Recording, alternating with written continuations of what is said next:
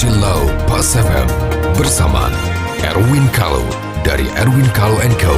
Property Lawyers. Mitra bisnis Pas FM dimanapun Anda berada, jumpa lagi dengan saya Erwin Kalau dalam acara Property Law. Kali ini kita akan membahas satu pertanyaan dari Bapak X lah, karena katanya nggak mau disebutkan namanya. Bapak X, pertanyaannya adalah, ini ada rumah yang mau dijual di Pluit, Jakarta. Mereka punya ahli waris 2, satu yang di Jakarta, satu ada di luar negeri, jauh di Kanada. Pada saat mau dijual memang kan harus ada ahli waris dua-dua. Nah, pertanyaannya adalah, si ahli waris yang di luar negeri ini tidak bisa pulang dan tidak mau warisan itu. Nah, kita nggak tahu masalahnya apa. Intinya yang ahli waris satunya di luar negeri itu menolak hak warisnya. Nah, bagaimana? Bolehkah seorang ahli waris menolak warisannya dan bagaimana solusinya? Nah, pertama-tama saya ingin jelaskan bahwa yang namanya itu adalah hak waris, bukan kewajiban waris. Yang namanya hak, menolak ya boleh-boleh aja, hak dia. Ya, dia tolak dan dia menyerahkan ke panti sosial juga boleh, ke yayasan sosial juga boleh. Dia tolak, kalau dia tolak dan tanpa memberikan kepada siapa-siapa,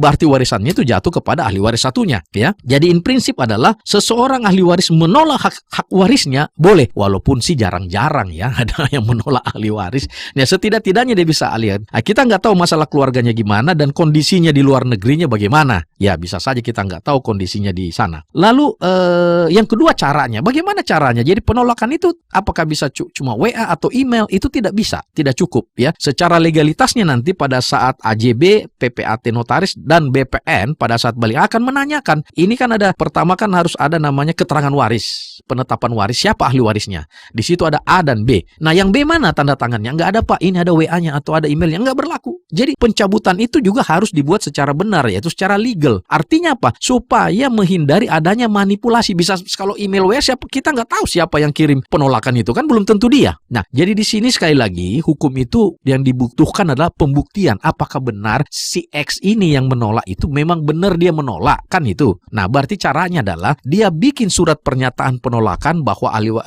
rumah di sini nih, saya menolak hak waris saya dari ayah namanya ini dan saya serahkan kemana. Ya, kalau tidak ya sudah dia tolak aja, berarti otomatis dapat kepada saudaranya yang satunya ya. Nah, pernyataan itu ya dibuat dan harus dilegalisir di kedutaan setempat. Nah, sama dengan notaris. Kenapa di kedutaan? Supaya memastikan bahwa ini si X benar yang membuat penolakan itu, ya kan? Jadi dia harus membuat dan itu harus dilegalisir di kedutaan setempat. Nah, surat pernyataan yang telah dilegalisir kedutaan inilah yang dikirimkan ke Jakarta.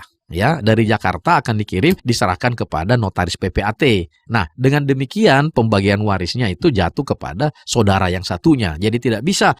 Yang pertama adalah menolak hak waris itu boleh, ya, karena hak boleh saja ditolak. Yang kedua adalah penolakan itu harus dibuat secara benar, ya, yaitu ada pernyataan dan dilegalisir di di kedutaan. Nah, kalau dia di Indonesia dia tolak ya di notaris, ya kan? Tapi kalau di luar negeri dia cukup di kedutaan besar Indonesia setempat lalu dilegalisir bahwa ini benar betul si X yang datang yang tanda tangan. Sebenarnya tujuannya semata-mata memastikan bahwa yang buat ini orang yang bersangkutan, ya. Kalau tidak ada itu bisa saja siapa saja yang memiliki, bisa saja saudaranya akal-akalan dia pergi ke baru dia kirim, ini kan boleh-boleh aja itu. Apa susahnya merekayasa semua data-data itu, ya. Saya kira demikian penjelasan ini, semoga bermanfaat. Sampai jumpa. Nantikan Property Law Pas FM berikutnya.